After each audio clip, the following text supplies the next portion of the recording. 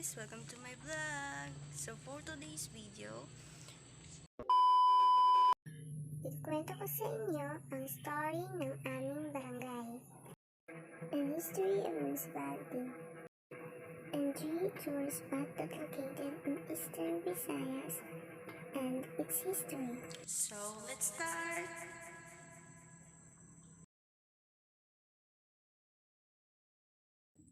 Noong unang panahon, merong mag-asawa na bilasin na nakatira sa lugar dito. Meron silang isang anak na dalaga, ang pangalan niya ay Tina. Sila na pamilya ay nagmamay-ari ng isang maluwag na lupa sa lugar, at meron din silang mga hayop na alaga at kalabaw. Ito ang kanilang ginagamit na katulong sa pag-aararo para sa pagtatanim.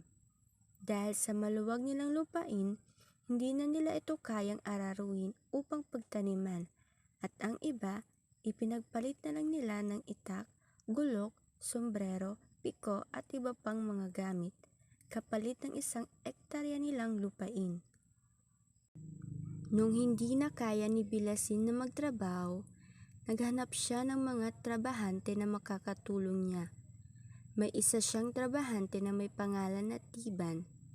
Si Tiban ay isang binata na masipag magtrabaho.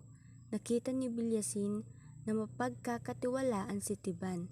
Dahil dito sa kanyang kasipagan magtrabaho, ginawa siya ni Bilyasin na katiwala ng mga trabahante. Isang araw, pinakilala ni Bilyasin ang kanyang anak na si Tina kay Tiban. Nagsimula ang kanilang magandang pagsasamahan bilang magkaibigan. Hanggang sa nagkaibigan sina Tina at Tiban. Nang malaman ng tatay ni Tina ang relasyon nila, pinatawag si Tiban ni Bilasin at pinagsabihin ng hindi maganda at nilait pa. Dahil isa lang si Tiban na trabahante, hindi siya nababagay kay Tina na kanyang anak. Pinalayas si Tiban ng tatay ni Tina at lumayas nga si Tiban. Ngunit meron siyang sulat na ipinadala kay Tina. Ang sabi ni Tiban sa kanyang sulat para kay Tina, "Kung talagang mahal mo ako, magkikita tayo sa lugar, petsa at oras na ito." Sa madaling salita, sa kwentong ito, nagkita sina Tina at Tiban at sila ay nagpakalayo-layo at nagtanan. Walang nagawa ang mga magulang ni Tina. Simula nung mga panahon na nagtanan sina Tina at Tiban at hindi na sila nakita, kaya dito sa lugar na ito, tinawag at pinangalanan nila itong Tinabanan.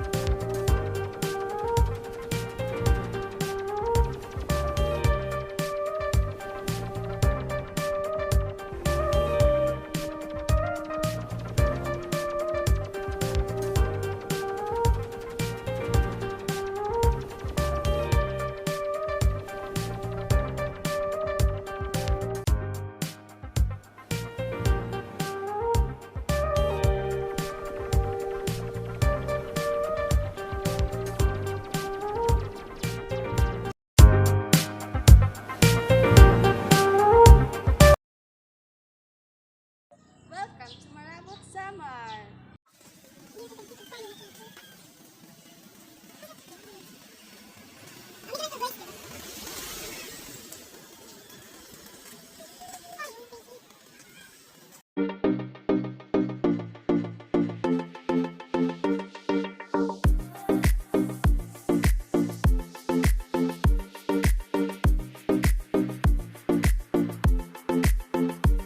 The Municipality of Marabot came into existence not by mere happenstance, but through the combined efforts and inimitable enthusiasm of some courageous and visionary leaders, who dared to create an idyllic heaven out of virtual wilderness. During the early Spanish era, the first settler of Sitio Lipata, Basig Samar, were led by gallant men namely Agustin Grifiel, Lojero Ferreras, and Catato Amantillo. In gradual transition of time, Lipping incidents continued its way, producing a new generation of men determined to improve their lot. Vicario Amantillo was recognized as the famous and brave revolutionary leader who organized his fellow men for mutual defense against the Muslim bandits. After his capture by the Americans during World War I, a fearless and wise contemporary leader in the person of Isidro M. Ferreras successfully worked for the improvement of Sitio Lipata and for the welfare of his people. He was elected as municipal mayor of Visayas summer, during which Sitio Lipata was converted into Barrio Santo Niño, with Mauricio Amantillo is the first cabeza de barangay. During the early Spanish era, the municipality of Marabot was a mere siege of Basay, which evolved into a barrio. In 1949, Isidro M. Ferreras, who was the mayor of Basay, submitted to President Elpidio Quirino a proposal to convert Barrio Santo Niño into a separate municipality. July 22, 1949, Executive Order No. 247 was signed creating the Municipality of Marabot Samar in honor of the late Congressman Serafin Marabot, who was a native from Basay, Samar. Isidro M. Ferreras was elected as the first municipal mayor and Ingracia Mantillo as the vice mayor. Henceforth, Marabot has produced sons and daughters who are committed to hold the dreams of their forefathers and turn them into magnificent realities.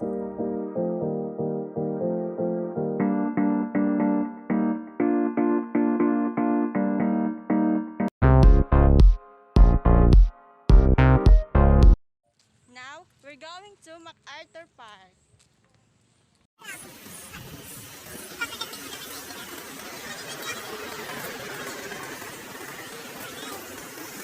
Now, I'm here at MacArthur Park.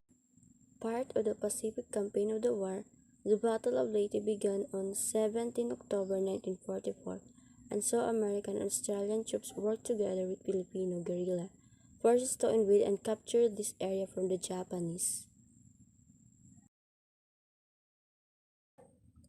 When U.S. forces were forced to make a hasty retreat from the Philippines in December 1941, control of the area was relinquished to the invading Japanese. General Douglas MacArthur made a famous speech stating that, "I shall return." The Philippines endured 3 brutal years of occupation, but on 20 October 1944, U.S. forces returned led by General MacArthur. Famous footage shows MacArthur wading knee-deep ashore on Red Beach in Palo, 10 kilometers south of Tacloban, accompanied by a group of high-ranking soldiers, including the future Filipino President Sergio Osmeña. His return speech began with, "People of the Philippines, I have returned." Known as the A-Day landing, photographer Gaetano Filach captured the significant moment of MacArthur and his entourage wading ashore on film.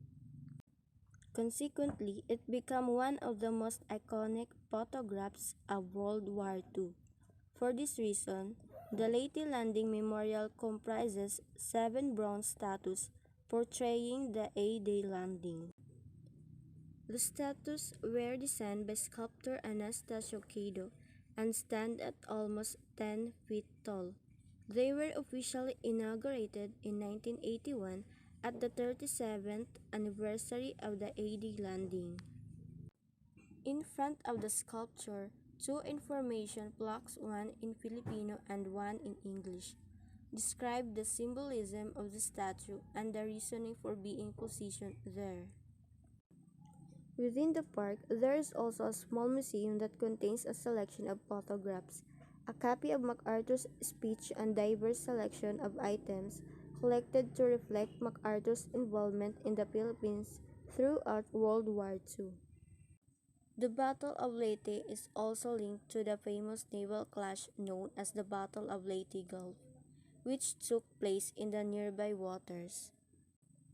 Ceremonies are held annually on the 20th of October to mark the Leyte Gulf landing and the subsequent Allied victory.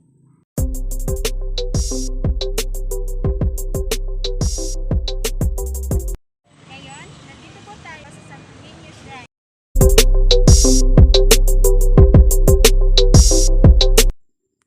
The Santo Niño Shrine and Heritage Museum is one of the 20 presidential rest houses built by late former President Ferdinand Marcos for his wife Imelda, who was originally from Tacloban. The luxurious structure served as a chapel, museum, and a guest house with 21 bedrooms.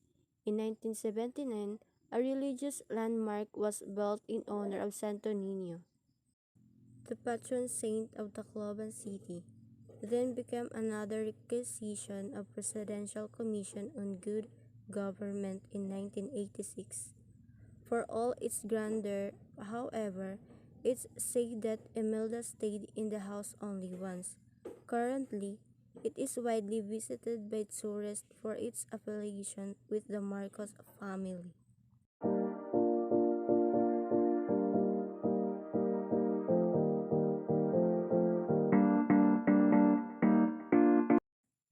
Marcos built the bridge as a personal gift to his wife Imelda. It was one of the high visibility foreign loan projects initiated by Marcos during the run-up to the 1969 presidential election campaign. Completed 4 years later, it was inaugurated on 2 July 1973 on the birthday of Imelda Marcos. Upon its completion, economists and public works engineers quickly tagged it as a white elephant, which was a position that is useless and expensive to maintain or difficult to dispose of. Because its average daily traffic was too low to justify the cost of its construction. As a result, its construction has been associated with what has been called the Marcoses.